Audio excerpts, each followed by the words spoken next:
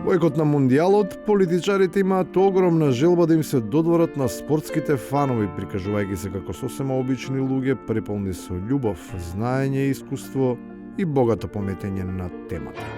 Ова нема да е прво светско првенство кое што се игра во Соединетите американски држави. Така е, да, 94-та. Има едно легендарно 94-та година, тогаш Хрватска исто така направи голем успех. Бугарија тогаш напредуваше до полуфинале. Бугарите играа полуфинале. Да, 98 Хрватска играше во Франција на Хрватска играше полуфинале, но 94-та прв пат играе, што беше прва репрезентација од поранешните југословенски простори која што играше на светско првенство. Тоа што земјата на Модрич и дружината под водство на Бобан и Просенечки воопшто не играше фудбал на тој шампионат, не значи дека се нема доволно познавање за останатите спортови. Спомените за големите успеси на славните ликови од детството се незаборавни. Како што, например, Југопластика, која што беше апсолутен шампион во кошарка, каде што играше она славна генерација на Дражен Петровиќ.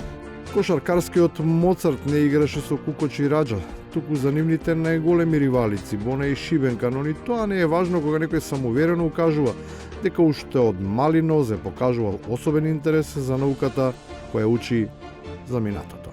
Сега те прашам кој ти бил омилен предмет во основна школа? Историја. Така добро намирисав. Омилен предмет на нивните политички опоненти пак е утрешнината. Неа никаква историја не може да ја забарикадира од и наследниците на шлеперот, кои не успеа да ја смачка жабата. Сега цврсто уверуваат дека дури и со посворо возило од тогаш, обична градежна машина, ќе го израмнат друмот кон неа преполн со тумби-румби од минатото. Но нема да има компромис за иднината. Како булдужер ќе го прегазиме секој оној што ќе се попречи на тој пат. Сепак се појавуваат сомнежи околу патарите, лицата кои помагаат на терен на механизацијата. Тој што шоферира кон иднината. Токму во сегашноста треба да има предвид со каков кадровски капацитет располага за да вози кон неа. Привлекување на странски инвестиции прават Љубе Бошковски, Самка Ибраимовски и Артан Груби. Зошто се правиме надоветни? И сега вие ме зборувате владата што кажала за економска програма. Па што не го викнете Љубе Бошковски во емисија да ви збори за странски директни инвестиции? Прашајте го што е стапка на рентабилност, прашајте го што е нето сегашна вредност.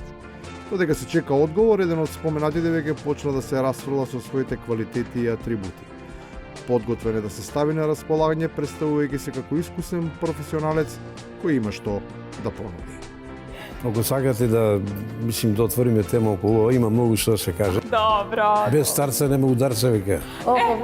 Убаво кажано.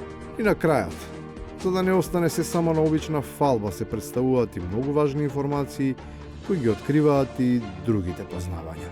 Дали овдека има љубов, жената има 69 години, мажот има 44. Ова е тоа стара колка добра јуха.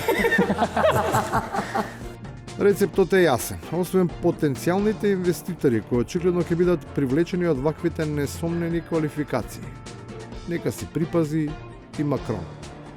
Таков магнетизам тешко може да се спречи, особено ако Самка е решен да му ја свари чорбата.